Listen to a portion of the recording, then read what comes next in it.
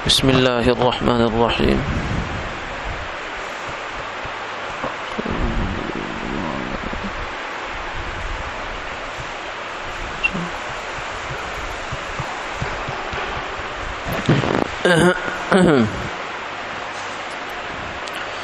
بسم اللہ الرحمن الرحیم.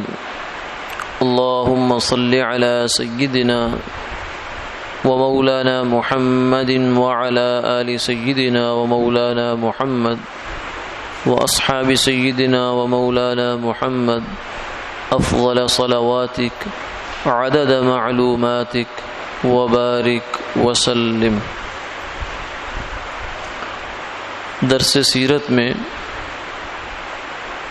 آپ صلی اللہ علیہ وسلم کی خدمت میں جو وفد حاضر ہوئے ان کا تذکرہ چل رہا ہے. جب مکہ فتح ہو گیا تو بہت سے عرب اس انتظار میں تھے کہ دیکھیں مکہ کا مالک کون ہوتا ہے، بیت اللہ کا متولی کون ہے. انہوں نے اپنے ذہن میں حق اور باطل کا معیار یہ طے کر رکھا تھا کہ اگر حضور صلی اللہ علیہ وسلم حق ہیں تو بیت اللہ ان کو مل جائے گا، اور اگر مشرکین مکہ والے حق پہ ہیں تو بیت اللہ انہی کے پاس رہے گا، یہ مغلوب ہو جائیں گے. جب اللہ نے مکہ فتح کروا دیا تو اب ان کو اطمینان ہو گیا کہ رسول اللہ صلی اللہ علیہ وسلم سچے ہیں اور اللہ کے برگزیدہ پیغمبر اور نبی ہیں. تو اس لیے پھر لوگ جوق در جوق مسلمان ہونا شروع ہو گئے، فوجوں کی فوجیں آنا شروع ہو گئی. اذا جاء نصر اللہ والفتح ورأیت الناس يدخلون فی دین اللہ افواجا. کہاں وہ زمانہ کہ مکہ میں جب آپ اکیلے تھے، پھر سیدنا ابو بکر صدیق ہو گئے، سیدنا علی رضی اللہ تعالیٰ عنہ ہو گئے، پھر بڑی دیر کے بعد جا کر 40 آدمی پورے ہوئے. سیدنا عمر رضی اللہ عنہ جب اسلام لائے تو 40 کا عدد پورا ہوا. کہاں وہ زمانہ اور کہاں یہ زمانہ کہ فوج کی فوج لوگ مسلمان اسلام میں داخل ہو رہے تھے. تو اس موقع پر فرمایا فسبح بحمد ربک واستغفر انہ کان توابا، کہ جب آپ ایسا دیکھیں کہ لوگ آ رہے ہیں تو اب اس کا مطلب یہ ہے کہ آپ کا کام پورا ہو گیا، آپ کے ذمے جو اللہ نے کام لگایا تھا وہ مکمل ہو گیا. اب آپ کو دنیا سے واپس چلنے کی تیاری کرنی. فسبح بحمد ربک واستغفرہ انہ کان توابا. تو یہ جو وفود آپ کی خدمت میں حاضر ہوئے ان میں سے ایک وفد بنو حنیفہ ہے.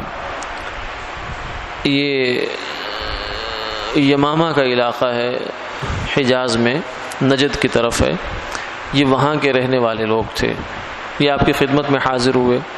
ان میں مسیلمہ کذاب بھی آیا، لیکن یہ اسلام لانے کی نیت سے نہیں آیا تھا، بلکہ یہ اس نیت سے آیا تھا کہ میں سردار ہوں اس علاقے کا، قوم قبیلے کا، تو میں آپ کی خدمت میں جاتا ہوں اور وہاں جا کر کوئی ڈیل کرتا ہوں.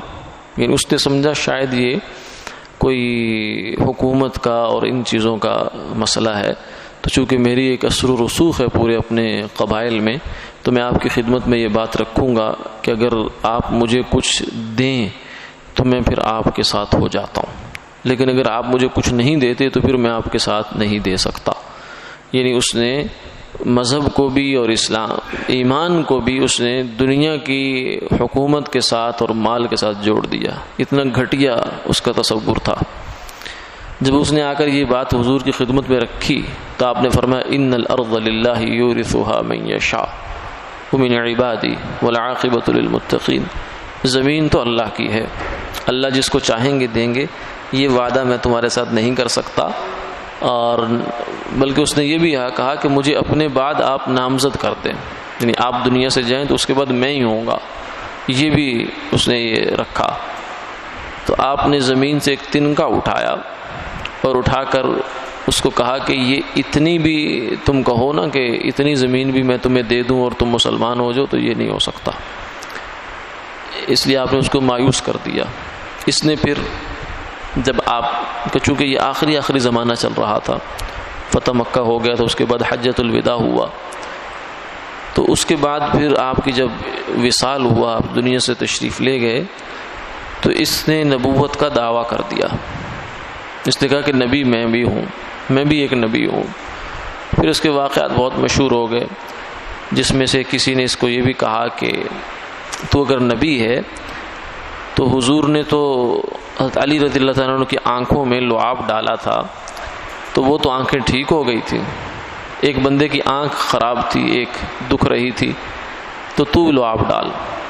اس نے جب لعاب ڈالا تو دونوں ہی خراب ہو گئی، جو پہلے ٹھیک تھی وہ بھی خراب ہو گئی۔ اس لیے کہ اللہ کا اصول اور ضابطہ یہ ہے، دستور یہ ہے کہ جھوٹے نبی کے ہاتھ پر کبھی بھی معجزہ یا کرامت ظاہر نہیں ہو سکتی، بلکہ کچھ بھی ظاہر نہیں ہوگا۔ جو نبی جو جھوٹا نبوت کا دعویٰ کرے وہ کوئی بھی ایسی بات نہیں دکھا سکتا کہ جس کے ذریعے سے لوگوں کو شبہ پڑ جائے کہ ہاں ہو سکتا ہے یہ سچا ہو، کیونکہ معجزہ جو ہے یہ دلیل نبوت ہے، نبی کے صداقت کی دلیل ہوتی ہے معجزہ۔ تو اللہ تعالیٰ اس آدمی سے یہ سلب کر لیتے ہیں جو جھوٹا نبوت کا دعویٰ کرتا ہے۔ اس لیے مسلمہ کذاب کے ساتھ بھی یہ ہوا، اور ہمارے ماضی قریب میں ہندوستان میں جو دعویٰ کیا نبوت کا مرزا غلام احمد قادیانی نے، تو اس کی پوری تاریخ میں، پوری زندگی میں جو اس نے جتنے بھی دعوے کیے، جتنی پیش گوئیاں کی، جتنی بھی ایسی باتیں کی، سب میں جھوٹا ثابت ہوا۔ ایک پیش گوئی بھی مرزا کی ایسی نہیں ہے جو سچی ہوئی ہو، یعنی جب بھی اس نے کوئی دعویٰ کیا اللہ نے اس کو الٹ کر دیا، پھر وہ کھسیانہ ہو جاتا تھا، شرمندہ ہوتا تھا، پھر اپنی تعویلیں کرتا رہتا تھا، اور پہ جو ہے نا وہ مٹی ڈالنے کی کوشش کرتا رہتا تھا کہ نہیں میری مراد یہ تھی، میری مراد یہ تھی، میری وہ تھی، میری وہ تھی۔ جھوٹا بلا کا تھا یہ، کیونکہ جو بندہ اللہ پر جھوٹ بولتا ہے کہ اللہ نے اس کو نبی نہیں بنایا اور کہتا ہے میں نبی ہوں، تو اس سے بڑا جھوٹا کون ہو سکتا ہے؟ وَمَنْ أَظْلَمُ مِمَّنِ افْتَرَى عَلَى اللَّهِ كَذِبًا، اس سے بڑا ظالم کون ہے کہ جو اللہ کے ذمہ جھوٹ باندھتا ہے کہ اللہ نے اس کو نبی نہیں بنایا اور کہتا ہے میں نبی ہوں؟ تو جھوٹا تو بلا کا تھا۔ ایک دفعہ کہنے لگا کہ مجھے پیسہ دو، چندہ دو، میں نے 50 جلدوں میں ایک کتاب لکھنی ہے، 5 جلدیں لکھ کر ختم۔ لوگوں نے چندہ دیا، پیسے دیے، 5 جلدیں لکھ کر بیٹھ رہا۔ کسی نے پوچھا یہ کیا ہوا؟ کہتا ہے بس صفر کا ہی تو فرق ہے، 5 کے ساتھ صفر لگا دو تو 50 پورا ہو جاتا ہے۔ یعنی اس حد تک مسخرہ یہ نبی ہونے کے لائق ہے؟ ایسے لوگ تو شریف انسان کہلانے کے مستحق نہیں، چاہے جائے کہ ان کے سر پہ نبوت کا تاج رکھا جائے۔ اسی لیے حضرت امیر شریعت رحمۃ اللہ علیہ فرمایا کرتے تھے کہ اول تو بات یہ ہے کہ مرزا عیوب کا مجموعہ تھا،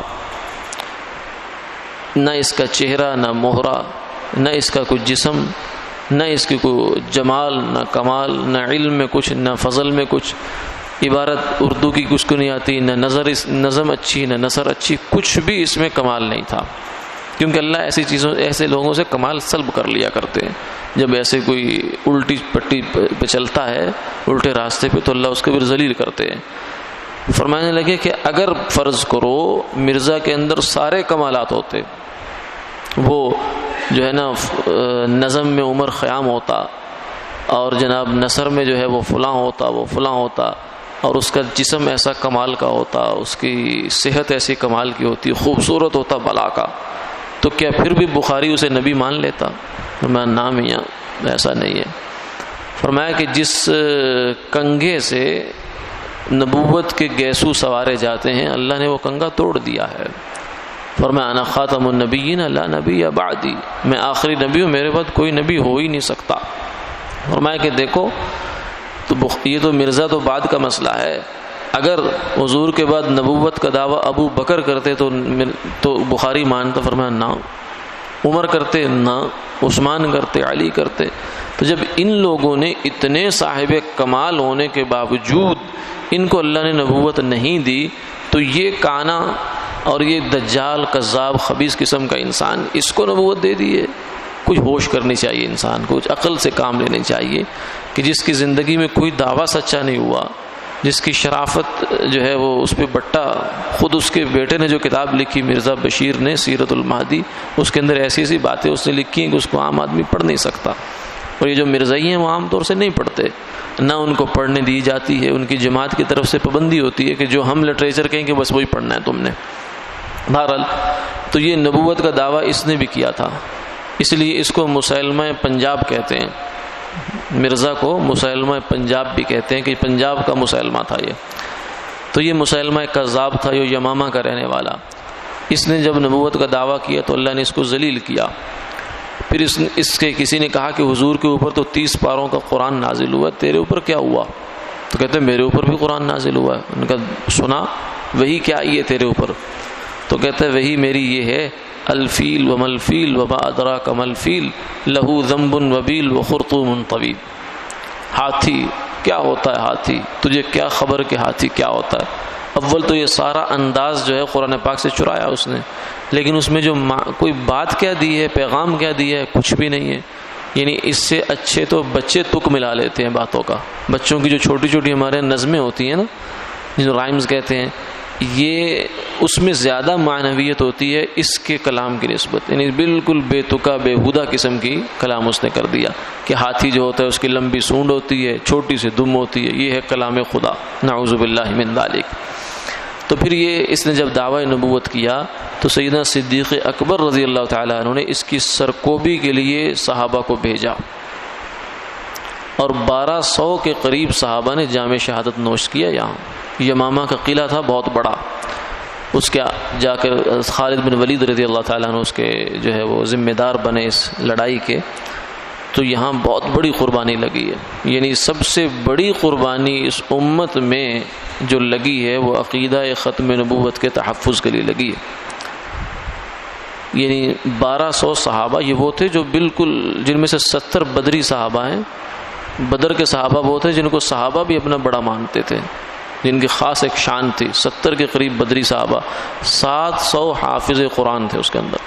اور صحابہ کا حافظ جو ہے نا، وہ ہمارے حافظ جی کی طرح نہیں ہوتا تھا۔ وہاں حافظ قرآن کا مطلب ہوتا تھا قرآن کا قاری، قرآن کا عالم، قرآن کا مفتی، قرآن کا فقیہ، یہ مراد ہوتا تھا۔